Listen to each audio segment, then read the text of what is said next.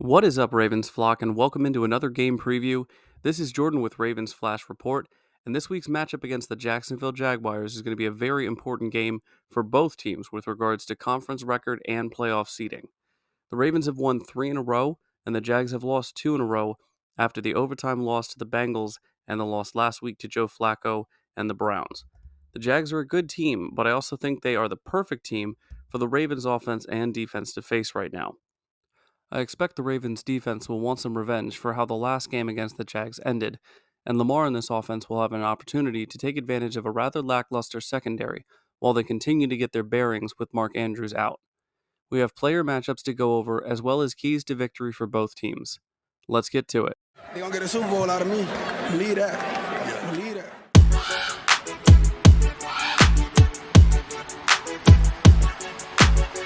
I'm a Raven. It's on. All year. Every year. The Jacksonville Jaguars have had some good games where they've played very well, and they've also had some games where they haven't played well at all. I know, that's not exactly a groundbreaking statement, but it seems fair to say that other than allowing the fourth fewest rushing yards in the league and forcing the most turnovers, the offense has been the unit carrying this team more often than not. In the games that they have played well, Trevor Lawrence has made a case for himself early in the season to be an MVP candidate, being an efficient passer and getting the ball to his playmakers or using the run game to his advantage often. Lawrence led this team early in the season to a very promising record of 6-2 at their bye week. They had a mixture of wins against good teams like Buffalo, and they've also beaten some of the teams that you would expect them to beat, like the Falcons, Titans, and the Steelers. Similar to the Ravens, some of the games that they ended up losing were not necessarily because of their quarterback or offensive play. Some of their losses have come from the defense, giving up at the end of the game or not being able to make stops in the second half. The 2-game losing streak they find themselves on certainly can be attributed to Trevor Lawrence's health. In addition, losing Christian Kirk for any substantial amount of time is going to have an impact on the offense. The Ravens have had a mixture of games that were won by the offense as well as needing the defense to come up big to finish out a game when the offense stalls. While their defense is top notch, they've struggled in the last few weeks at stopping the run, a point that we'll get to later. The offense, on the other hand, is good, although they still haven't seemed to nail down their identity yet. Likewise, the Ravens have had games where they've blown the doors off of their opponents. The wins being against Detroit and Seattle are the most lopsided examples that we have of that. They also have shown the capability to offensively compete with any team in the NFL, but that has come with inconsistencies. When the pass blocking and the run blocking are working together and the defense is playing to their potential, the Ravens are one of the NFL's best and most dangerous teams. The Ravens have also shown that they can be their own worst enemy so far this season. Fourth quarter mistakes, turnovers, and defensive letdowns have caused the Ravens to lose games that they otherwise would have won. Lamar himself has shown issues this season with ball security and understandably had some struggles with his pass blocking being subpar. Let's take a quick look at the Jags' starting quarterback Trevor Lawrence.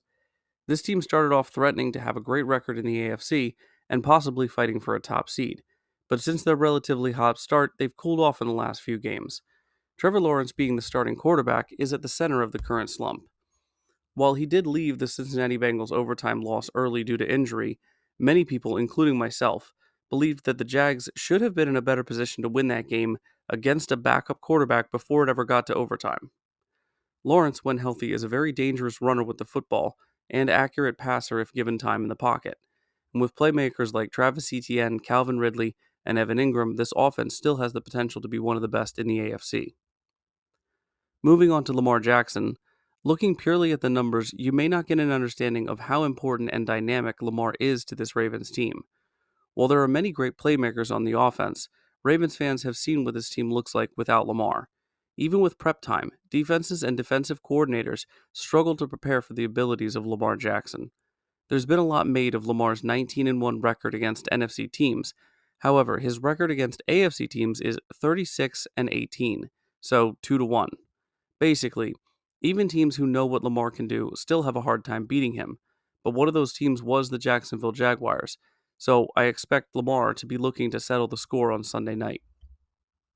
While there are many interesting player matchups and position battles to be on the lookout for during Sunday night's game, I've highlighted a few here that I believe are the most important, impactful, and interesting to pay attention to. We're going to take a look at each of these, but before we do, if you're enjoying the video so far, hit the thumbs up button and subscribe for more content. Now, normally I would refrain from having Lamar as one of the matchups to watch right after speaking about his overall play during the season, but as we have seen over the past couple of games for the Ravens, Lamar's impact is second to none, more so than any other player in this matchup. In particular, I want to talk about his ability to escape pressure when realistically he should probably be sacked. Josh Allen presents a serious threat on the edge, but being the clear and obvious leader in sacks for this Jacksonville team puts him in the crosshairs of every offensive coordinator he plays against. Now, to be fair, if he already has 13.5 sacks on the season, the coordinators have not been protecting their quarterbacks quite well enough so far. Let's hope that the Ravens' offensive line can continue to provide good pass blocking as they did last week and keep Lamar out of danger from Josh Allen. Next up, we're going to talk about Ravens wide receiver Zay Flowers versus Jaguars cornerback Darius Williams. Now, as with most wide receiver and cornerback battles, it's not necessarily going to be Flowers versus Williams on every single play.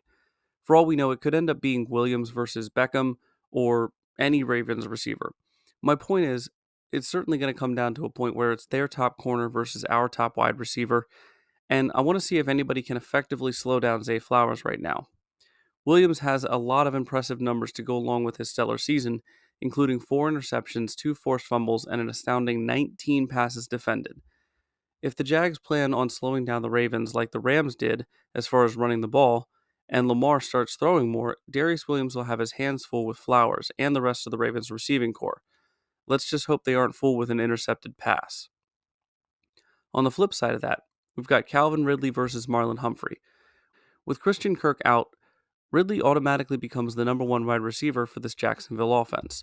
Now compare that to Marlon Humphrey, who is coming off of a bad game against the Rams and dealing with Cooper Kupp and Demarcus Robinson, and you have an interesting battle that will inevitably take place at least a few times in this game. Stafford admittedly picked on Humphrey, especially towards the end of the game, and while Humphrey has to shake off some of the rust returning from his injury, he's going to have to get back into shape fairly quickly to deal with Ridley. But if he's able to stay with the speedy receiver, it's going to be a tough day for Ridley due to Marlon Humphrey's aggressive and physical play style. While Roquan Smith is certainly the leader of this defense and leads the team in tackles, I find myself watching Patrick Queen versus opposing running backs more often. And this week is no different, as Travis Etienne is just as capable receiving the ball as he is running it. We've seen Patrick Queen succeed versus receiving backs like Austin Eckler. We've also seen him struggle a bit versus some like Joe Mixon. If the defensive line in the middle can get off their blocks and disrupt the gaps, Queen will have a much easier time getting into the backfield and getting to Etienne before he can even make any headway up the field. But as I stated earlier, Etienne is also as dangerous receiving the ball, notching half as many receiving yards as he has rushing yards. The real question for me is if the Jags come out running down the field to start the game like the Rams did, how will this Ravens defense respond? Just as with the wide receiver and cornerback battle, we now have the opposing running back and linebacker. And while Gus Edwards still receives a decent amount of work, he has shown to be less efficient and effective now that Keaton Mitchell has entered the fray. But staring across the line of scrimmage from him this week is Jacksonville linebacker Fuasade Oluokun, who has 2 more tackles on the season than our top guy in Roquan Smith, and has led the league in tackles the past 2 seasons, with almost 200 tackles in 2021 and hitting again almost in the 190 in 2022. It's going to be interesting to watch how often Mitchell runs between the tackles or goes outside the tackles to escape pressure. I also wouldn't mind seeing more of Mitchell's receiving prowess out of the backfield than his customary 1 reception per game that he seems to be getting right now. The last position battle that I'll be looking for specifically will be Geno Stone versus Trevor Lawrence. Stone hasn't made as much of an impact as he did in the first half of the season due to the return of Marcus Williams in the lineup. But with Kyle Hamilton possibly sidelined with an MCL injury, we could be seeing a return of more Geno Stone to fill the void. And where there's more Stone, there are potentially more interceptions, of which Lawrence threw 3 last week against the Browns defense. With only 10 interceptions on the season, I don't expect Lawrence to throw 3 interceptions every game for the rest of the season, or even against the Ravens. But I would expect that if the score got out of hand early for the Jags, Lawrence might start to air the ball out a little bit more thus giving Geno a chance to add more interceptions to the 6 that he already has. Now let's take a look at the keys to victory for the Jacksonville Jaguars and what they need to do in order to beat the Baltimore Ravens. First key, run the ball straight at them and do not stop. Not only have the Ravens struggled to stop the run up the middle, a successful rushing attack will also limit the amount of time that Lamar Jackson has an opportunity on the field, thus limiting the Ravens' offensive opportunities.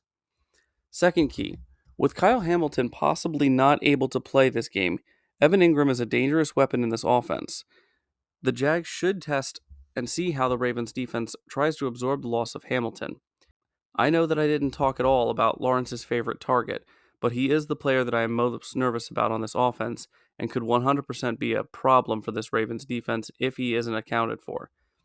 Catching 20 passes on 21 targets for 177 yards and 3 touchdowns over the last 2 weeks is a hot streak that the Hamilton-less Ravens do not want staying hot.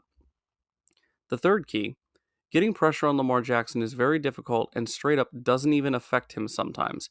Just ask about any other defense that they've faced. But if he has no one to throw to, then he has a tendency to hang in the pocket a bit too long, giving teams an opportunity to get to him. Coverage sacks work better than blitzing against Lamar. Fourth key, when you do use them, time your blitzes well. Lamar Jackson, as I just said, has done fairly well against the blitz this year. So to make the blitz more effective, whether on second or third down, using a disguised look would be the best approach and could even become a turnover. While this isn't a sure bet, it certainly beats giving him an easy look, or even worse, time to throw out of the pocket. For the Ravens, the first key to winning this game starts with the passing game. Joe Flacco lit up the Jags for 311 yards and 3 touchdowns. Lamar did the same thing last week against the Rams defense. The Rams are ranked 20th in opposing passing yards and 12th in opponent passing touchdowns. The Jaguars are ranked 31st and 28th in those areas, respectively. Let's find out if Lamar can have his first back-to-back 300-yard passing game since 2021. The second key for the Ravens offense is to keep running the ball. Last week against the Rams, the Ravens had a measly 8 rushing attempts in the first half for only 37 yards. Admittedly, they had more in the second, but I'd like to see more consistency. The Jags are good against the run, currently ranked 4th in the league, but you've got to wear them down. Running the ball and imposing your will at the line of scrimmage can demoralize a team and take them out of the game mentally before the final whistle even blows. The third key to the game is for the defense. Test how good Trevor Lawrence's ankle feels. Now, let me be very clear on this. I would never and have never wished injury upon anyone. But if an opposing quarterback has a physical limitation that is known about by the defense, you can bet that they're going to try to exploit it. Put pressure on Lawrence and try to flush him out of the pocket. And let's see if the defense that leads the league in sacks can match the Browns' total of 4 sacks from last week. Last key, which is again for the defense, is to be adaptable. Be able to make halftime adjustments if needed.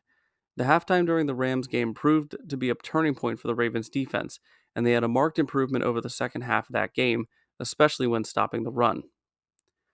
Alright guys, now I want to hear from you. What are your score predictions for this game? Let me know down in the comments section who you think wins this AFC matchup and what that final score looks like. I always welcome opposing fans to join in and give me their feedback on how they think their team will do. My final score prediction has the Ravens winning 31-15 in a game that sees Lawrence forcing the ball and Etienne not being effective enough on the ground. Thank you all for watching, and again, if you enjoyed this preview, please go ahead and hit the like button and subscribe for more Ravens content. I'll see you all again after the game for the recap, so until then, enjoy another Ravens primetime game, and as always, stay safe out there, and go Ravens.